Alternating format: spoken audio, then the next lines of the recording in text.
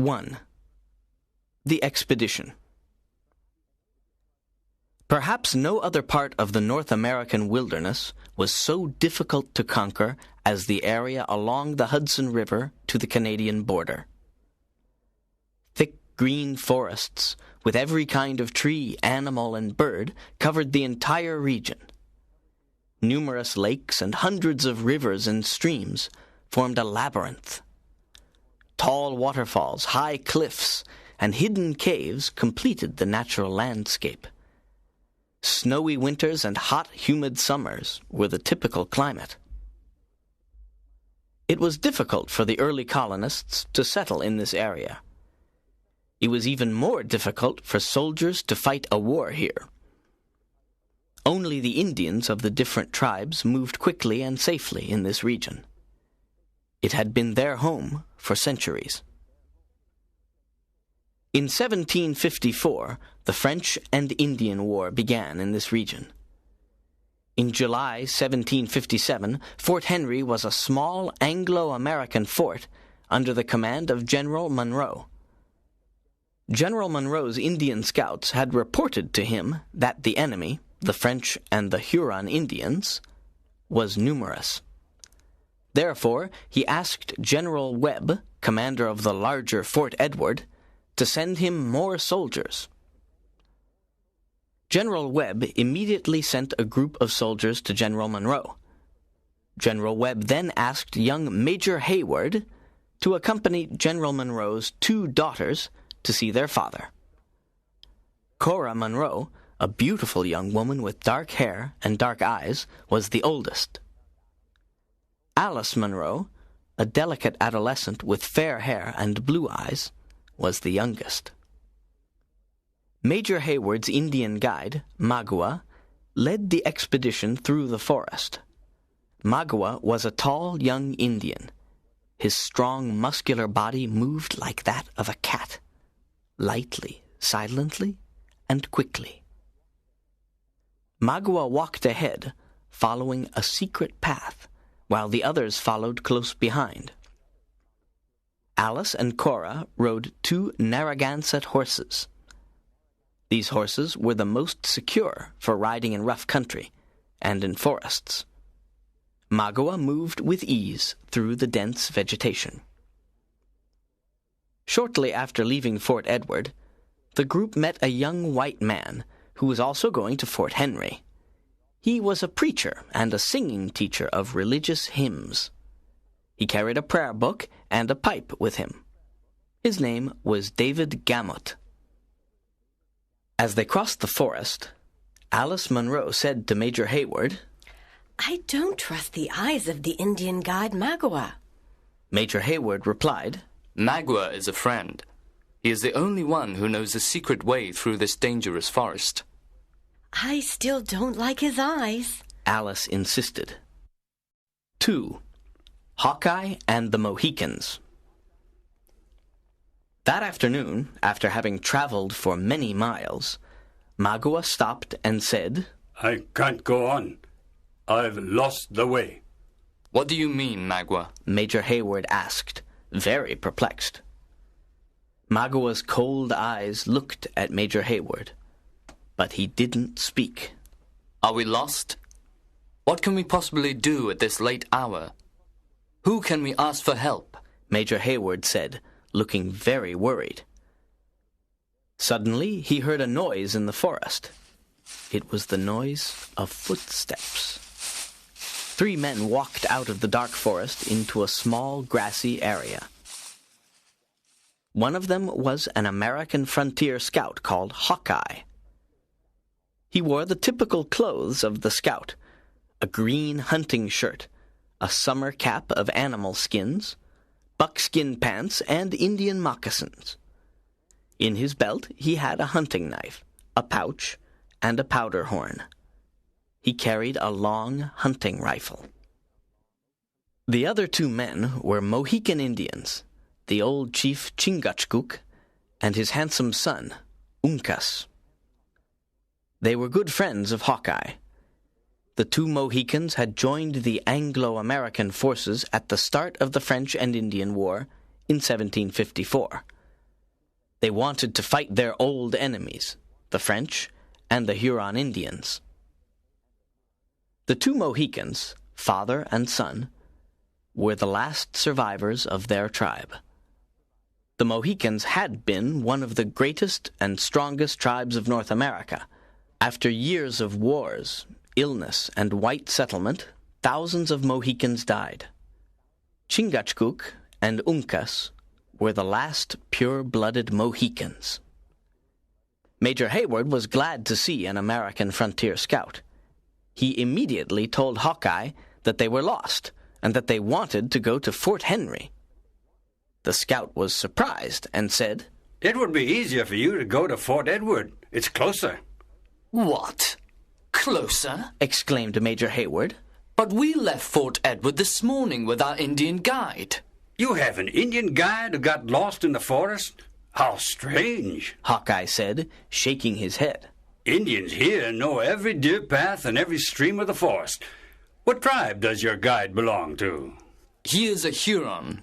Major Hayward replied. "Your guide is a Huron? But the Hurons are our enemy. They cannot be trusted." Our guide Magua was born farther north in Huron country, but later he was adopted by the Mohawks. He is now a Mohawk and serves with our armies as a friend and guide. "No, he's a Huron by birth. They are a dangerous race. They steal, they kill. You can never trust them. He was probably leading you into a deadly trap right here in the forest. The Delawares and the Mohicans are the only honest tribes that you can trust. They have been great warriors for centuries," said Hawkeye. It is getting dark, and we need to find our way to Fort Henry. This is dangerous territory. Can you lead us, Hawkeye? Major Hayward asked. "Yes, I can lead you to Fort Henry, but first we must capture your Huron guide, Magua, and make him a prisoner. Listen to my plan. You talk to him while my friends Chingachgook and Uncas grab him from behind." Major Hayward walked over to Magua and began talking to him. Magua, however, heard noises behind him and quickly escaped before the Mohicans could capture him. 3. In the Cave. Magua escaped into the forest and was nowhere to be found. It was almost nightfall. At this northern latitude of 42 degrees, the night follows the day very quickly. Hawkeye and the two Mohicans would accompany the group to Fort Henry early the next morning. "We must find a place for the night that's safe and well hidden. The trip to Fort Henry is a long one, and there are enemy Indians everywhere," Hawkeye said. "If I remember correctly, there's a secret hiding place nearby. We must move silently, and you must promise to keep this hiding place a secret." Everyone agreed, and Hawkeye led them to the river. They left their horses behind and got into a canoe at the riverbank. They went up the river to a small island near a tall waterfall. Behind the noisy waterfall there was a cave, which was their hiding place for the night. There were waterfalls on both sides of the cave. It was time for the evening meal. Everyone was tired and hungry, but very thankful for a safe resting place. Uncas, the young Mohican, served the meal of venison and water to the two sisters. This attention to the girls was unusual, because Mohican warriors never serve women. Uncas sat next to Cora. His eyes smiled at her. He spoke a few words of English, and she was happy to talk to him. They were able to understand each other, and they enjoyed being together. Major Hayward ate his meal next to Alice. They talked about a lot of things and laughed together. Major Hayward liked Alice and her gentle, innocent ways. After the small meal, David Gammett, the preacher, opened his hymn book and began to play his pipe. Alice and Cora sang some church hymns, while everyone listened sleepily. 4. The Huron Attack. Hawkeye and the Mohicans kept watch while the others slept.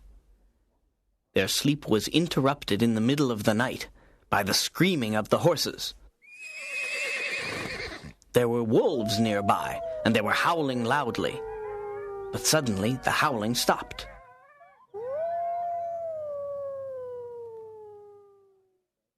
Hawkeye was worried and said, "The Huron Indians are in the area. They know where we are. The ladies can rest a little longer, but we must be ready to leave the cave before dawn." Cora and Alice looked at each other helplessly. Cora said, If only we had not asked to visit our father at Fort Henry. We have put the lives of these men in danger. I feel responsible. Major Hayward replied, No, Cora.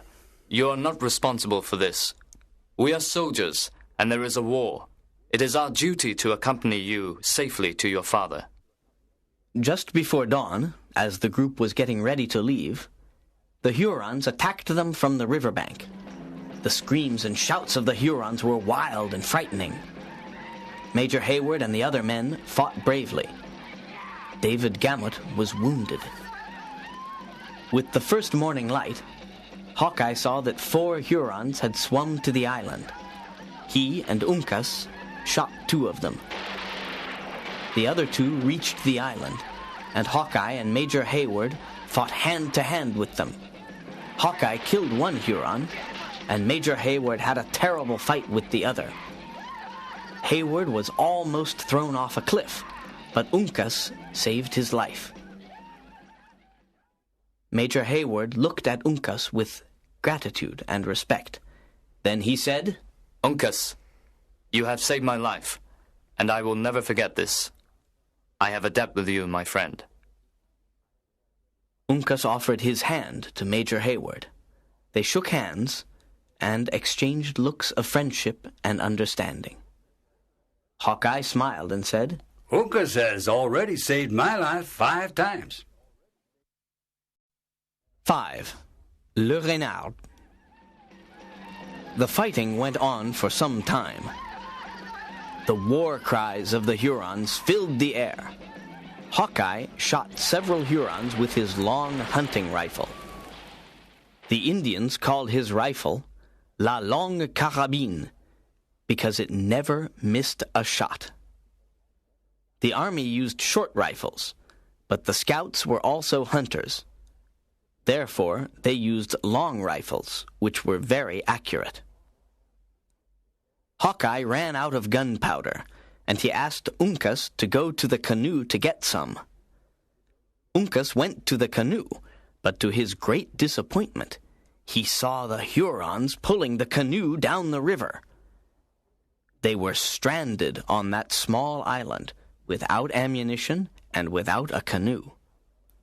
The only possible solution was for Hawkeye and the Mohicans to swim up the river and get help from General Monroe. It was decided that Major Hayward would stay to protect the girls and the wounded preacher, David Gamut. Hawkeye and Chingachgook jumped into the river and began swimming. But Uncas stood near Cora and looked at her. Your friends are already in the river. Isn't it time for you to follow? Cora asked. Uncas will stay to protect you, The young Mohican said. Oh no, generous warrior. Go to my father as my confidential messenger. Tell him to trust you. Tell him to free us. This is my wish, Uncas. The calm, warm look of the young warrior changed to sadness. But he obeyed. With a fast step, he crossed the rocks and jumped into the river. He, Chingachgook, and Hawkeye swam away quietly. They hoped to return to the island to rescue their friends soon. Little did they know of the bad luck that was to follow. Soon after their departure, the Hurons came onto the island. They began to search everywhere. First, they found the rifles that had been left behind. They immediately recognized Hawkeye's long rifle and shouted in French, La longue carabine! Several Hurons stood around the long hunting rifle and looked at it in amazement. They knew that the owner of the rifle was an extraordinary shot. Major Hayward, David, and the girls were hiding silently in the cave. They heard the shouts of the Hurons coming closer. They sat and waited. Cora embraced Alice, who was terrified. Before long, they were discovered by the Hurons. Magua was their triumphant leader. He had betrayed them all. Le Renard is my French name, and I am truly clever and cunning like a fox, said Magua, his eyes shining with satisfaction. Now you are all prisoners of Le Renard. He laughed. He took the girls, Major Hayward and David Gamut, prisoners. But he had really wanted to capture Hawkeye and the Mohicans. Magua and the Huron Indians took their prisoners across the river. Then Magua and the 5 warriors went south with the prisoners. The other Hurons went back to the French army camp. 6. Magua's Revenge. Magua led his prisoners through the forest. Late that afternoon, they climbed up a steep hill and made their camp for the night. Magua went to Cora, put his arm on hers, and said, Listen, you are the daughter of General Monroe. You don't know what your father did to me. Cora looked at him calmly and tried to hide her fear. I was born a chief and a warrior among the Red Hurons of the lakes. For 20 summers and 20 winters, I had never seen a white man. I was happy in my tribe. Then the white men from Canada came to the forest and taught me to drink firewater. It made me crazy and bad. My tribe sent me away. I lived alone in the forest until the Mohawks took me with them. I then became a Mohawk warrior. The white men have driven the Redskins from their hunting grounds. Old General Monroe, your father, was the great captain of our war party. Everyone did what he said. He made a law that if an Indian drinks firewater, he will be punished. I foolishly opened my mouth and drank firewater. Your father discovered me and had me whipped like a dog in front of everyone. Look at these marks on my back. The spirit of a Huron never forgets. Cora looked nervously at Magua and asked, Why are you telling me this? Because I want revenge. I want you to live in my wigwam. I want you to serve me. I want you to be my wife. Then your father will live in torment. This is my revenge. If you become my wife, your sister Alice can return to her father. Cora stepped back in disgust and said, You want to live with a wife who doesn't love you and who doesn't belong to your people? It would be smarter to take the rich reward General Monroe will give you if you return his 2 daughters. No. The daughter of Monroe must get my water, work in my fields, and cook my food. Your father's body will sleep among his cannons, but his heart will lie near my knife. This is my revenge. Cora was shocked. I will never be your wife. I would rather die. You are a monster, she shouted, running away. Magua was furious. He watched Cora as she ran towards the other prisoners. Then die! He screamed as he threw his tomahawk at the 2 sisters. It hit a tree above Alice's head. She was petrified. As Major Hayward tried to comfort her, another Huron attacked him. The Indian wanted to kill the Major with a knife. At that instant, a shot from a rifle killed the Indian.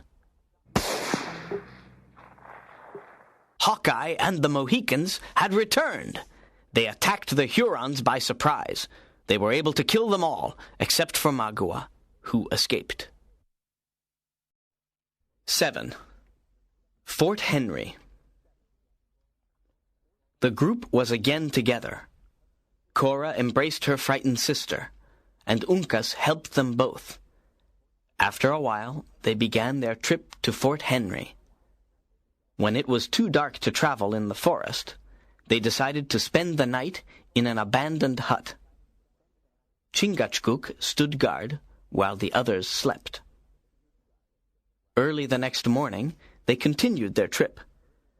To avoid leaving their footprints, they walked barefoot along the stream.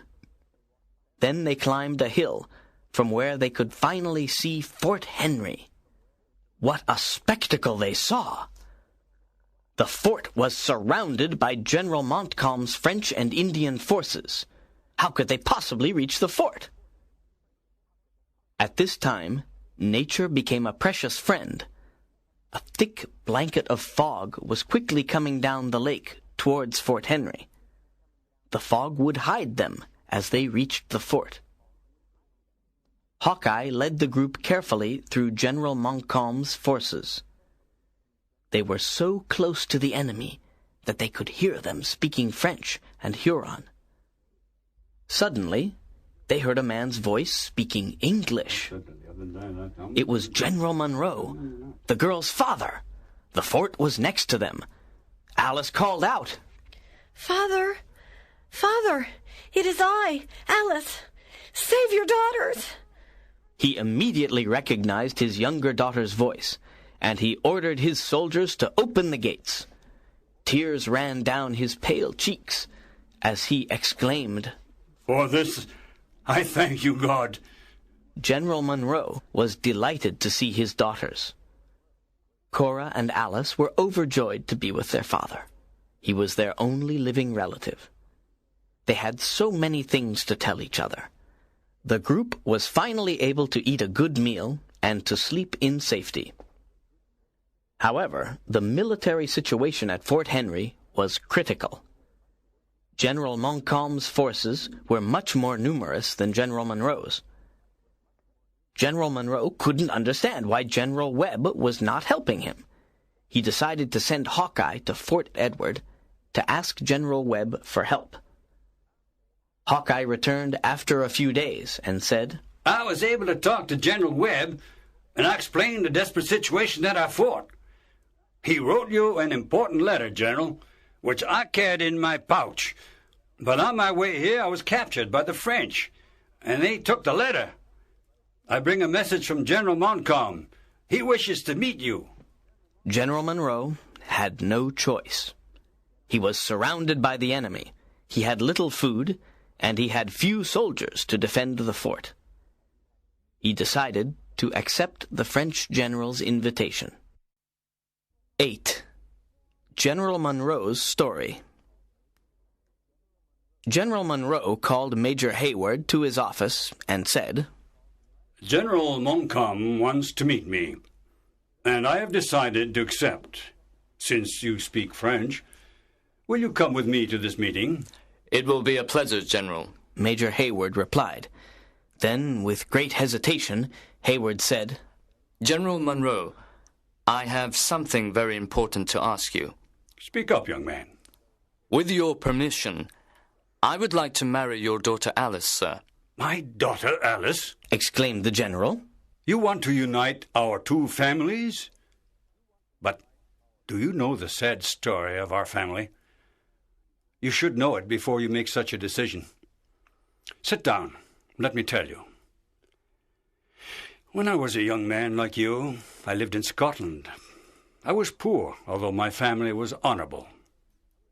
I loved and wanted to marry Alice Graham, the only child of a wealthy landowner. I couldn't marry her because I was poor. Therefore, I joined the army of the king and traveled to the West Indies. There I met a beautiful young girl who became my wife. She was the daughter of a gentleman of those islands. Her mother, though, was a slave and servant. I didn't care about this. I was proud to marry her. She then became Cora's mother. Some people consider these people of the West Indies inferior to us. You certainly know this. When Cora's mother died, I was heartbroken. I returned to Scotland with little Cora. After 20 long years, I again met Alice Graham, my first love. She had waited for me to return. We got married, and Alice was born. Unfortunately, she died shortly after Alice's birth. Cora's been like a mother to Alice. Now you know the truth. What a touching story, said Major Hayward, with tears in his eyes. After a moment of silence, General Monroe asked, Do you still want to mix your family blood with mine? Do you still want to call me father? Nothing in the world can change my love for Alice. Nothing. Yes, I wish to marry her. Hayward answered with determination. 9. August 9th, 1757. General Monroe, the major, and a few other soldiers were ready to leave the fort to meet General Montcalm. A soldier carrying a peace flag left the fort before them to announce the arrival of General Monroe. General Montcalm was in his tent.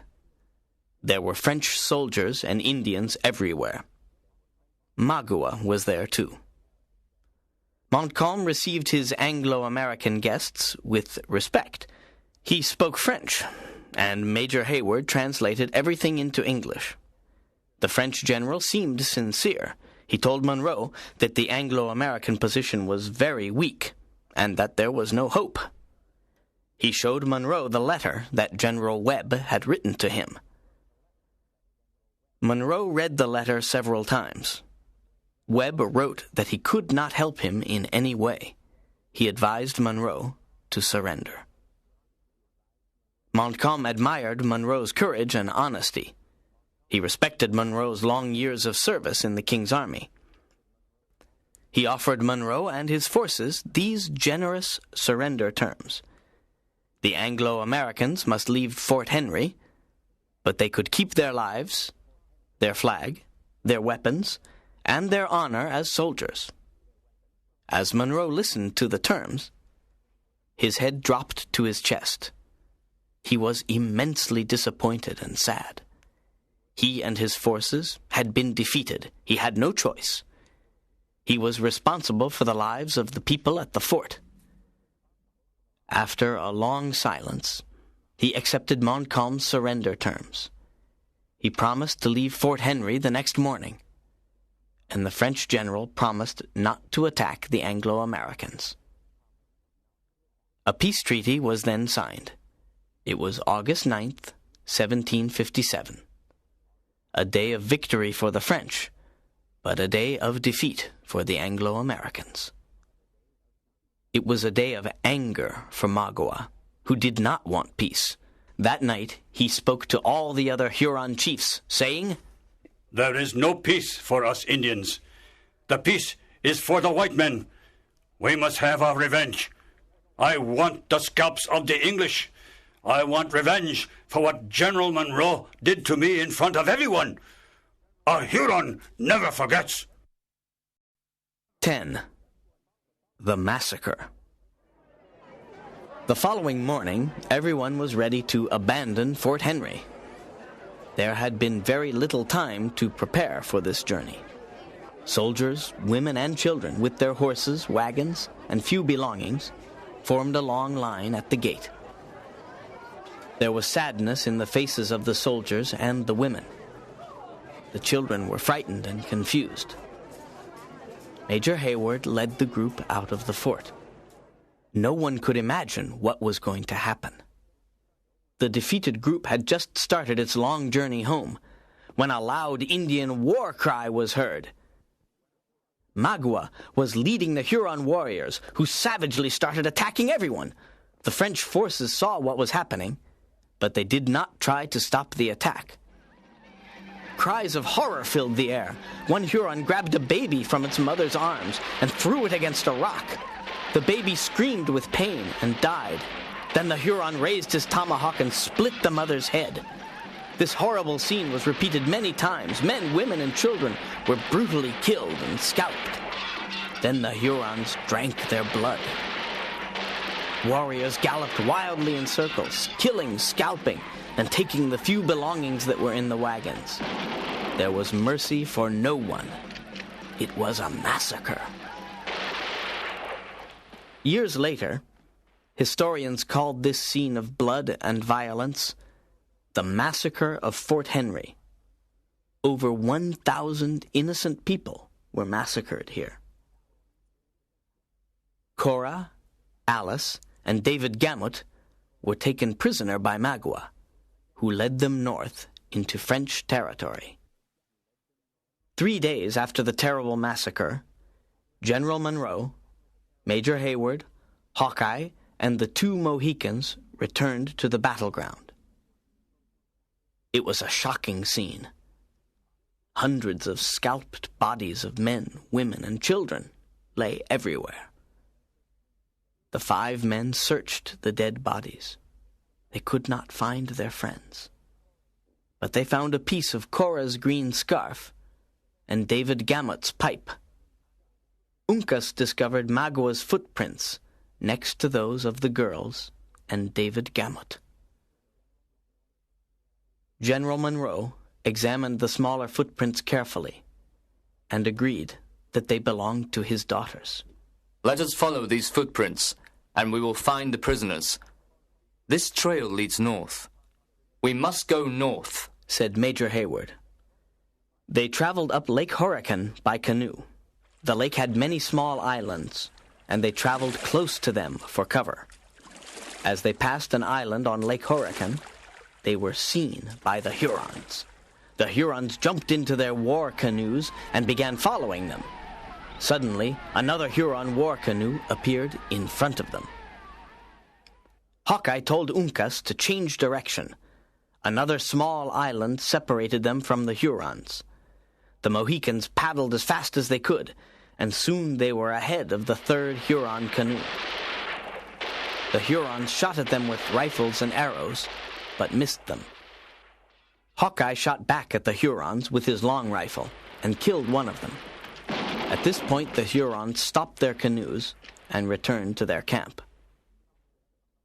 The Mohicans and the other men continued their trip up the lake to the northern end.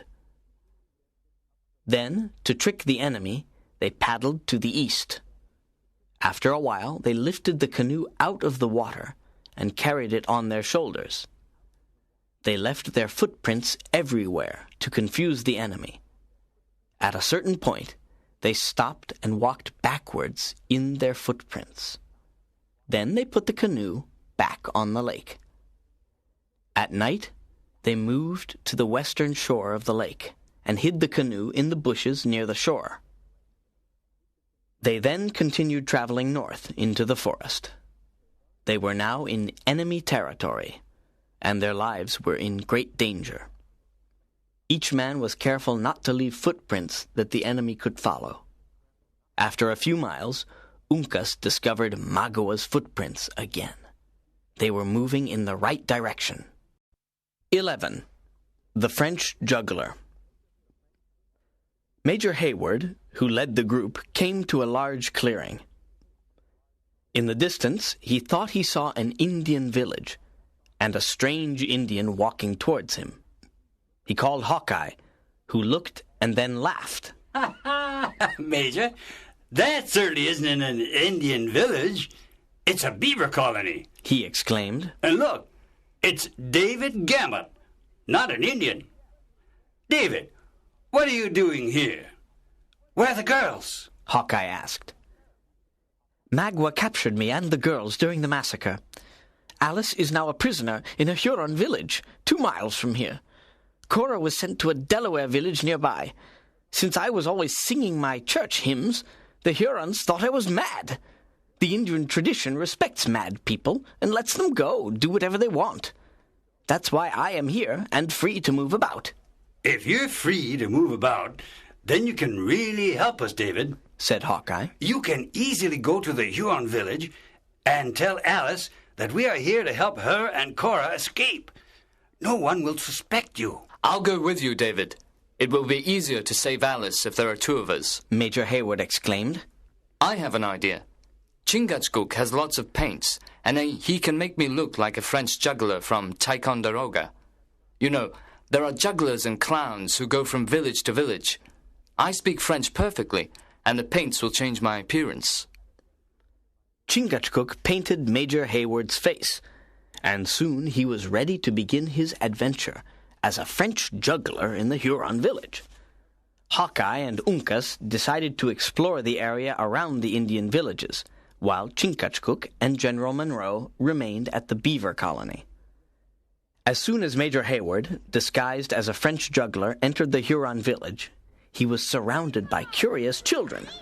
They looked at him, ran around him, and touched him. Although his disguise was excellent, Hayward was nervous. He looked for the biggest wigwam of the village and quietly entered. It was full of Huron Indians, all seated in a circle. Some were talking. Others were smoking a long pipe. He sat down with them. One of the older warriors, probably the chief, spoke to him in French. "Where are you from, white brother?" I come from the French fort of Ticonderoga. I am a juggler, a man of magic, Hayward replied in French. "An evil spirit lives in my daughter. You are a juggler, a man of magic. Can you frighten the evil spirit away with your magic?" Hayward knew something about the Indian beliefs and superstitions. He thought this was a good opportunity for him to move around in the village. Perhaps he could find Alice. He answered the Indian in a mysterious way. All spirits are different. Some can be frightened away, but others are too strong. However, I will try. "You will try?" asked the older warrior. Hayward nodded. "Then let us go to the cave," said the older warrior. 12. The Spirit of the Cave. A loud shout came from the nearby forest. The entire village went to see what was happening. A Huron war party had just returned with several scalps and a prisoner. The prisoner was Uncas. Magua led him into a wigwam and put warriors all around to guard him. Magua walked proudly through the village because he had finally captured his great enemy. He told the Hurons that Uncas was a Mohican chief and their enemy. They decided to torture and then kill him the following day. Uncas was tied to a post in the wigwam. He was not afraid of his enemy, who insulted and tormented him. He was a Mohican warrior, the son of a chief. Everyone knew of his courage, strength, and honesty.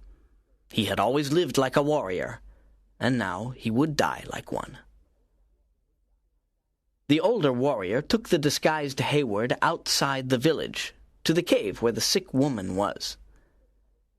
The Indians believed that a cave, with its walls of rock, would protect the woman from the evil spirit that had possessed her.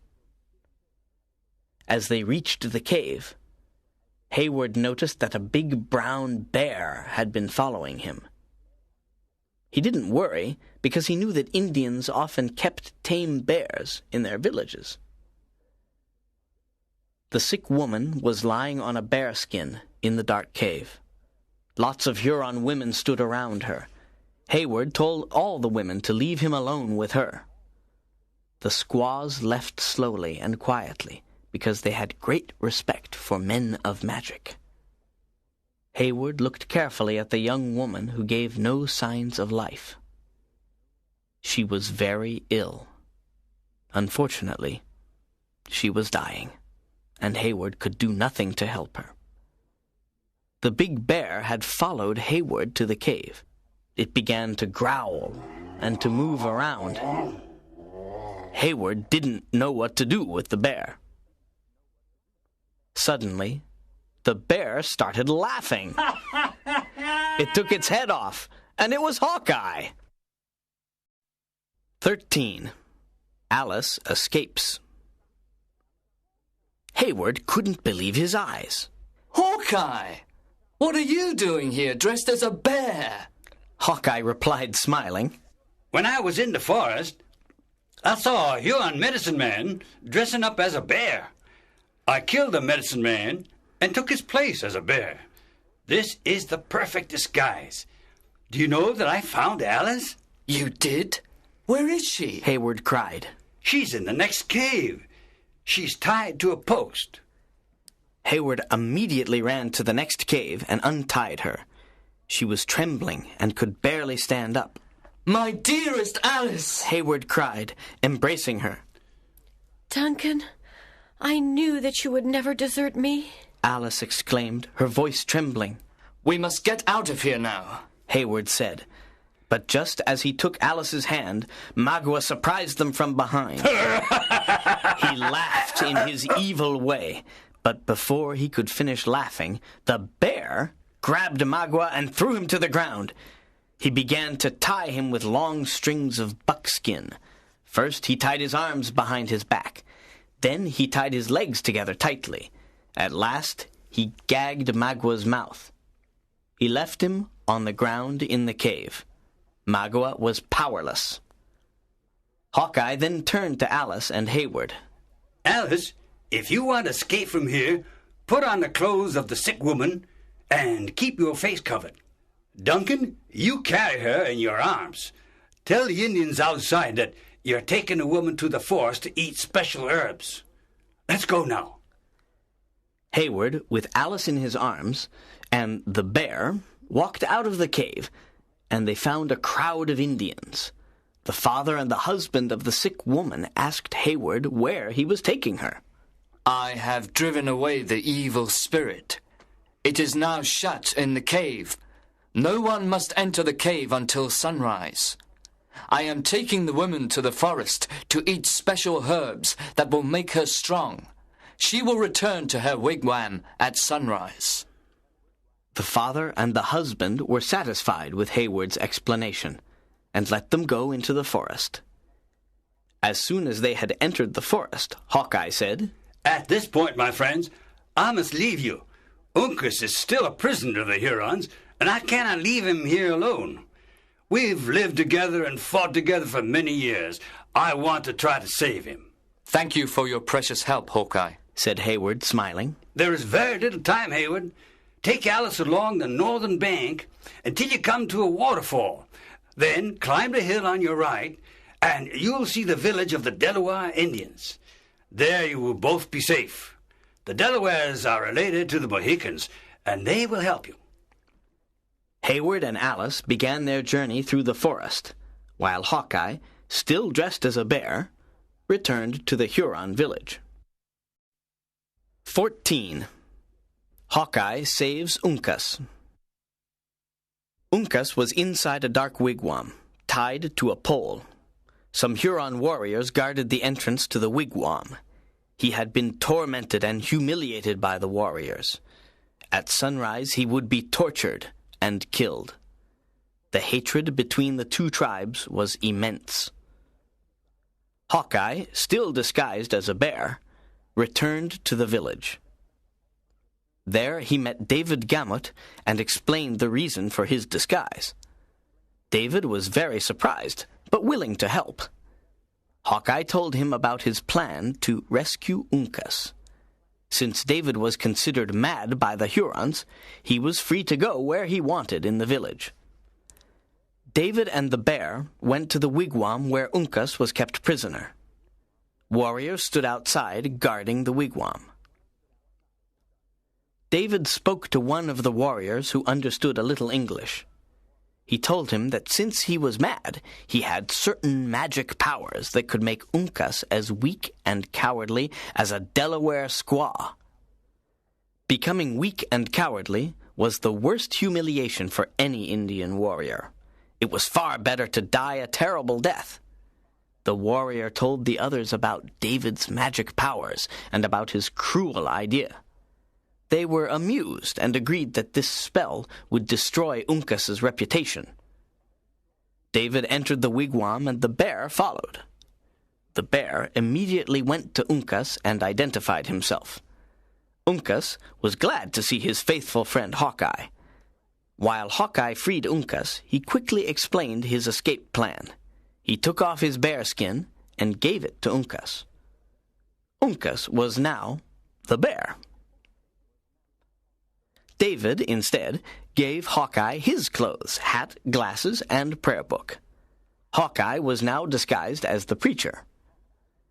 David agreed to take Uncas's place and be the prisoner for a short time until the Hurons discovered the truth.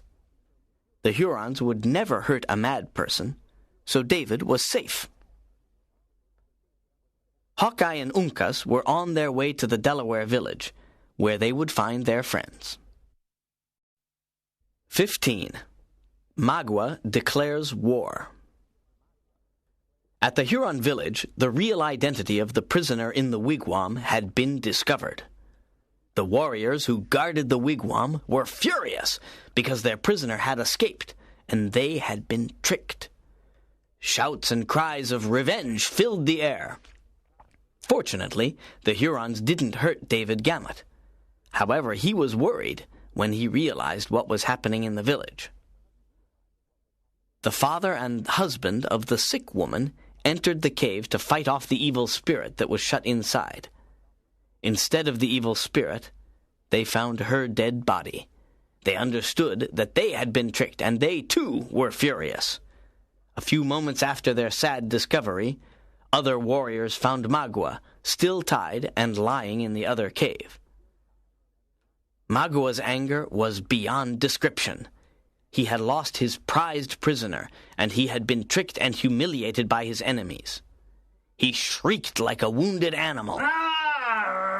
He desperately wanted revenge. Magua called a meeting of all the warriors, elders, and chiefs. It was a war council. Magua had always been a good speaker and a leader of the tribe. He openly declared war on those who had tricked his people. The war preparations began. Runners were sent in all directions. Spies were ordered to approach the Delaware village. Warriors were told to meet before sunrise. Women and children were told to hide in their wigwams.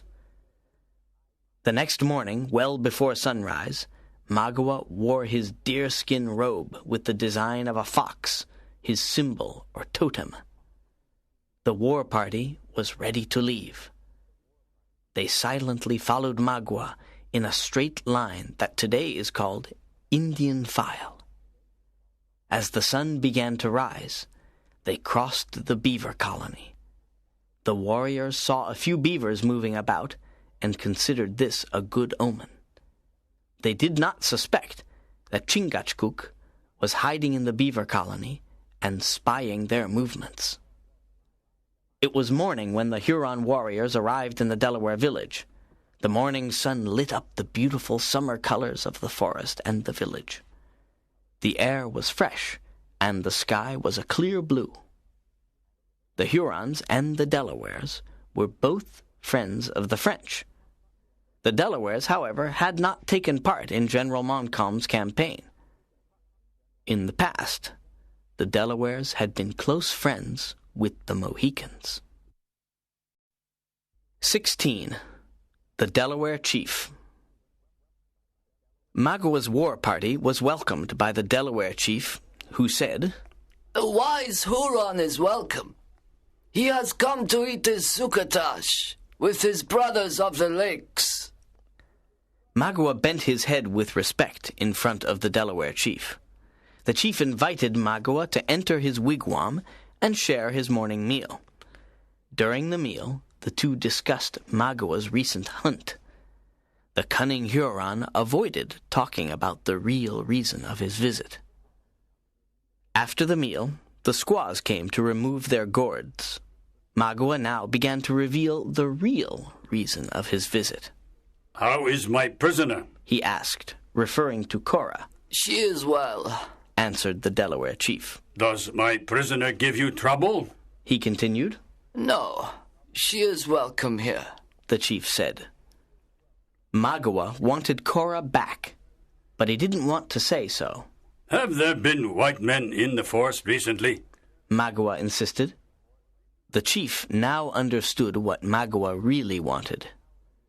The Delawares had helped Hawkeye, Major Hayward, and Alice. But this was a secret. They always protected their guests. In his heart, the Delaware chief did not like Magua. Magua felt that he was not liked. Therefore he opened his pouch and gave trinkets as gifts to the chief and his men. These were the same trinkets that had been taken from the dead bodies of the victims at the massacre of Fort Henry. Magua's cunning move was appreciated by the Delawares, but they still said nothing about the guests they were hiding in their village. Magua became impatient and said, I have come to take back my prisoners, Cora Munro, and the others you are hiding here. He had just finished speaking when a strange, old figure appeared in front of everyone. There was whispering in the crowd. 17. Tannemund. An old figure slowly approached the crowd. He walked with the help of 2 warriors. His face was dark and wrinkled. His hair was long and white. He wore a long headdress of colored feathers. His robe was of the finest buckskin. Around his neck he wore big silver and gold medals. These were gifts from white men he had met in the past. The handle of his tomahawk was made of gold. This was Tannemund, the venerated chief of the tribe, who was sacred to his people. He was the father of the Delaware nation. He was over 100 years old, and very wise and just. Tannemund knew about Cora and the other guests in his village. He spoke in a firm voice. Bring the prisoner and the guests before me. The prisoners and guests lined up before Tannemund. He looked at them carefully. Then he said, Magua, you can take Cora Munro because you asked us to take care of her. Now you can have her back. But the others came to our village freely. They are our guests. Guests here are protected. But they are our enemies. They are all enemies of your friends, the French. And so they are your enemies too, shouted Magua. Alice, Cora, and Major Hayward stood together wondering what would happen to them. Hawkeye and Uncas were in the crowd, trying to decide what to do. Suddenly, Uncas stepped out of the crowd and went to Tannemund. In front of Tannemund, Uncas took off his shirt so that everyone could see the tattoo of a turtle on his chest. The crowd of Delawares shouted with happiness and surprise when they saw the tattoo. They, too, were people of the turtle. They knew that only the greatest chiefs could wear this tattoo. Wise Father Tannemund, I am Uncas, son of Chingachgook. I am the last of the Mohicans. I am one of the people of the turtle. The Mohicans and the Delawares have been true brothers for many years. I ask for your help against the Hurons. Tannemund was influenced by Uncas's sincere words.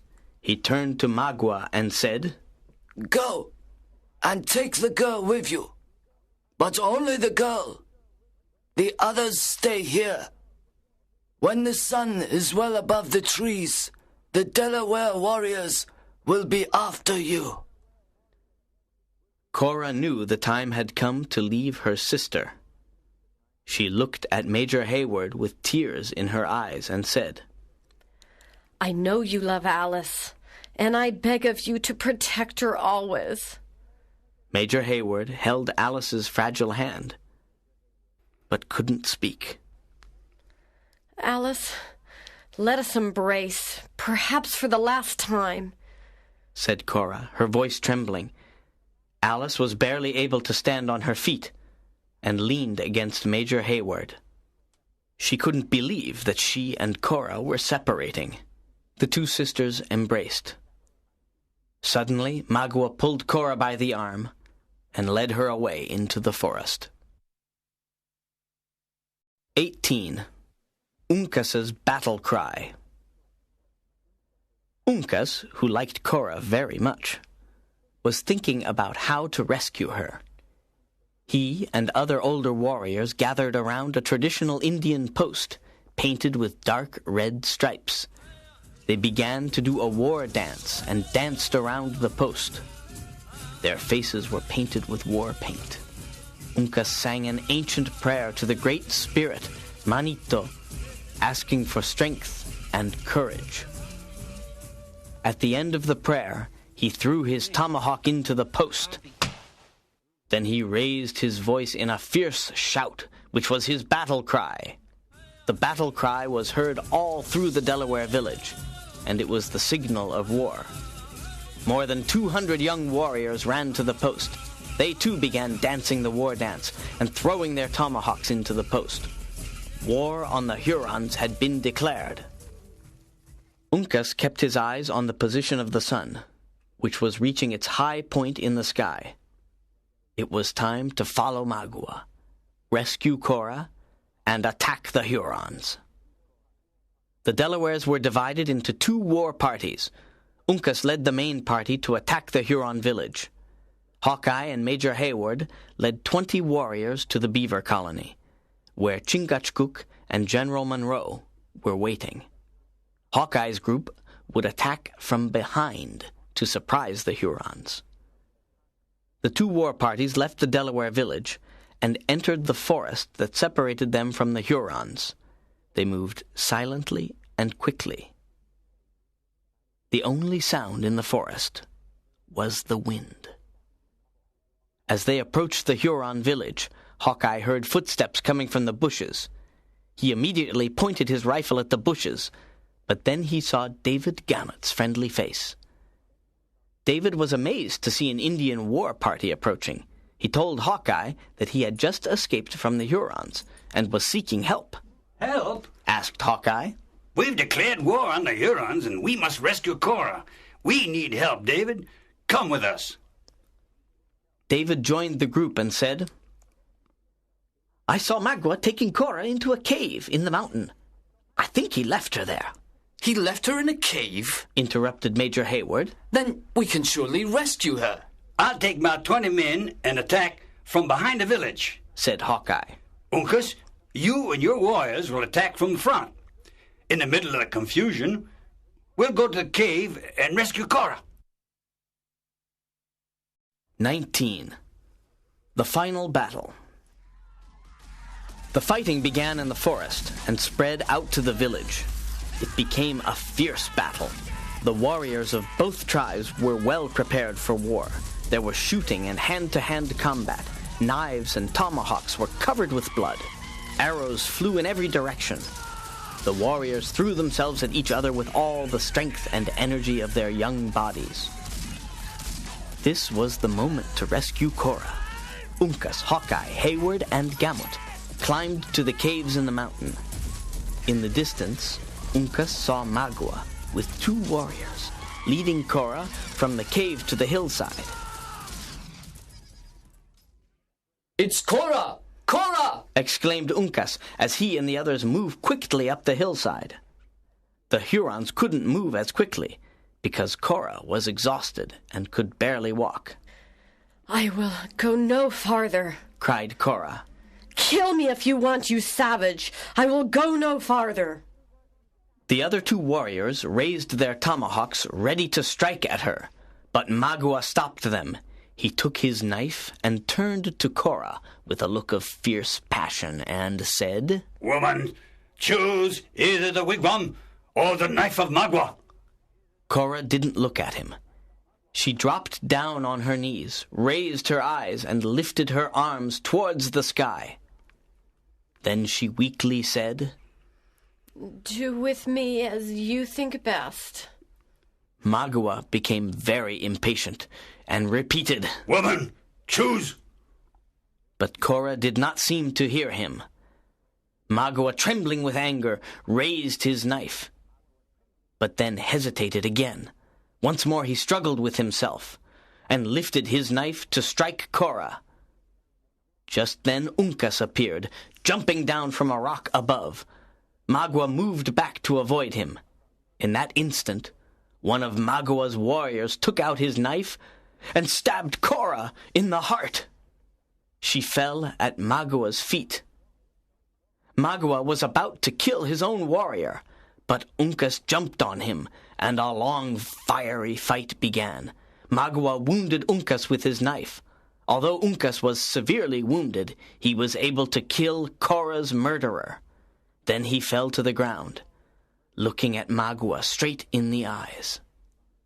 The Mohican's strength was leaving his body, but his courage was greater than ever. He turned to Magua and looked at him with disgust, as Magua stabbed him in the heart 3 times. The Mohican was dead, and near him lay Cora. Mercy! Mercy, Huron! Cried Major Hayward, who had seen the horror. Magua waved his bloody knife in the air and then leapt across a deep precipice. He hoped to reach the other side of the cliff, where no one could reach him. But his leap was too short. He grabbed a bush on the other side of the precipice. He desperately tried to climb up onto the ledge. Hawkeye was watching everything from the opposite side of the precipice. He took his rifle, Killdeer, took aim, and fired. The bullet hit Magua, who fell to his death in the precipice. Le Renard was dead. 20. The Last Mohican. The next morning there was silence and destruction in the Huron village. They had been defeated. The Delawares, who had won the battle, were equally silent and sad. There were no songs of triumph or shouts of success. Everyone in the village mourned Uncas and Cora, the 2 young friends who had shared a tragic destiny. The entire Delaware village formed a circle around their bodies. 6 Indian girls covered Cora's body with an Indian robe, and sweet herbs and forest flowers. They sang in honor of the dead. Their song said that Cora and Uncas would be together in the happy hunting grounds. Cora's beauty had a serene quality. Old General Monroe sat at Cora's feet and cried desperately. Alice, Hayward, Hawkeye, and David Gamut crowded together in silent grief. On the opposite side of the area, there was Uncas's body. He was seated, as in life, covered with beautiful ornaments, medals, and bracelets. Colorful feathers were placed on his head. Chingachgook sat beside Uncas, looking at the young warrior, and probably remembering their happy times together. One by one, the Delaware warriors spoke about Uncas, his courage, his strength, and his honesty. He had been an example for them. A signal was given by one of the older chiefs to the girls. Obeying the signal, the girls began to sing, raised the bier, and carried it to the grave under some young pine trees. Here, Cora was buried in the brown earth. General Monroe stood by Cora's grave and said, The being that we all worship under different names will remember your kindness, and one day we will all meet around his throne, without distinction of color, class, or sex. David Gamut read several prayers from his prayer book, and then stood silently by Cora's grave. General Monroe and the other whites slowly left the village. Hawkeye remained with the Indians. Chingachgook stood up and spoke to the tribe, saying, Do not mourn. Do not cry. Uncas was a good son. He was courageous. Who can deny it? Uncas has gone to the happy hunting grounds. The Great Spirit needed such a warrior and called him away. I am alone now. My race has gone from the shores of the Big Salt Lake and the hills of the Delawares. I am like an old pine tree in a clearing of pale faces. I am alone. I am the last of the Mohicans. No, no, cried Hawkeye. God has given us different colors, but I'm your blood brother. I'll never forget your son, Uncas. We fought together in many wars. We hunted together in the great forest, and we shared our meals in peace. You are not alone. I will stay with you now, Chingachgook. Chingachgook and Hawkeye shook hands over the fresh earth that covered Uncas's grave. Tears ran down their cheeks. Tanemund came to close the ceremony. My life has been too long. When I was young, the people of the Turtle ruled the world. They were happy and strong. Now, the Palefaces are the masters of the earth. I have lived to see the last warrior of the wise race of the Mohicans.